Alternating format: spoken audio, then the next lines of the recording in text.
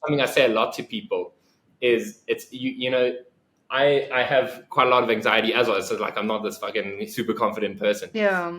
I think what I look at is the consequences, right? And Yes. how we build the consequences in our own head when they don't actually So exist. true. And taking that step of, jumping into the production, like we did a horrible job the first couple of times. I feel so guilty still to this day of taking people's money for some of the productions we put on. But my partner and I had this phrase, fake it till you make it. Like we're just going to do it until we make it. And, what are the consequences? You're failing upwards a lot of the time, by making. And if he hadn't responded the second time, so what? I don't lose anything.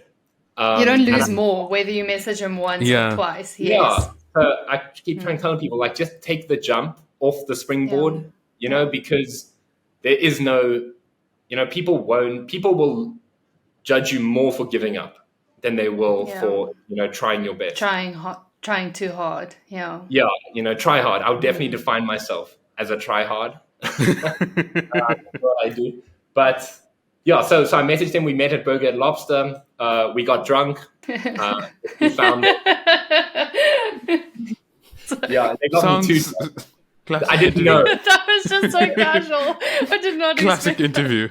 Yeah, but that was the startup environment I was walking into. Which, I was woefully unprepared for what startups looked like.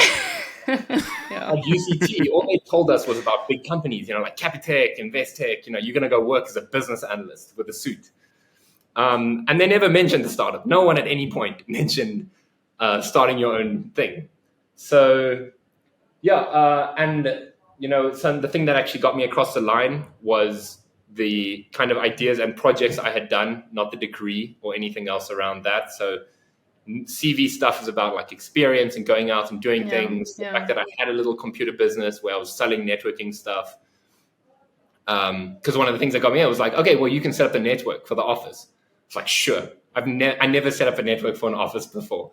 I had no idea what I was doing, but I like bluffed my way through it when I got there, when I already had the job. But it's like, yeah, sure. I'll perform magic, like whatever you need. So I joined as a gaming intern. This was beginning of 2020. So in COVID, as COVID struck, this company launched. So they're called Skirmish, still operating today. I give them all my love. They're doing great. I saw they just also got nominated for, or actually did they win yesterday, the best startup from Startup Club of the year. Fintech. I think they were nominated. I don't know if the winner has been announced yet. Yeah, they're still in the voting. And that's from the kind of e-wallet, crypto, digital wallet side.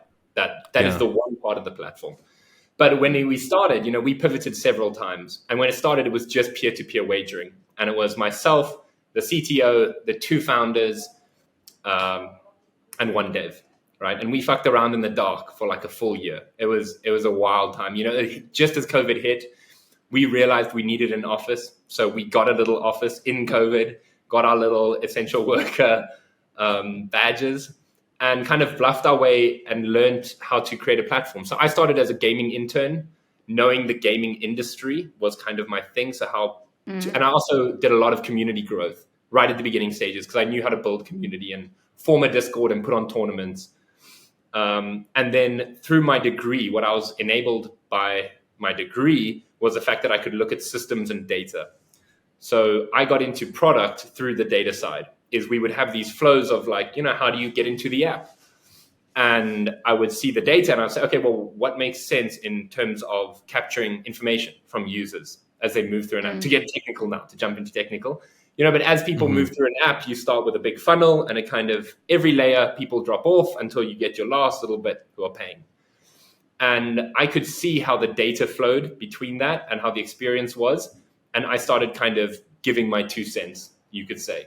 So I would draw these terrible wireframes in draw.io that looked awful, but they started showing these flows and the devs would kind of look at it and the founder would go like, you know what? I get why you're doing it. It starts to make sense. And that was the beginning of my product journey. And I kind of transitioned about after 6 months into a product manager, which I didn't even know existed when I started. And they didn't even know either. The founders didn't even know either. So, yeah.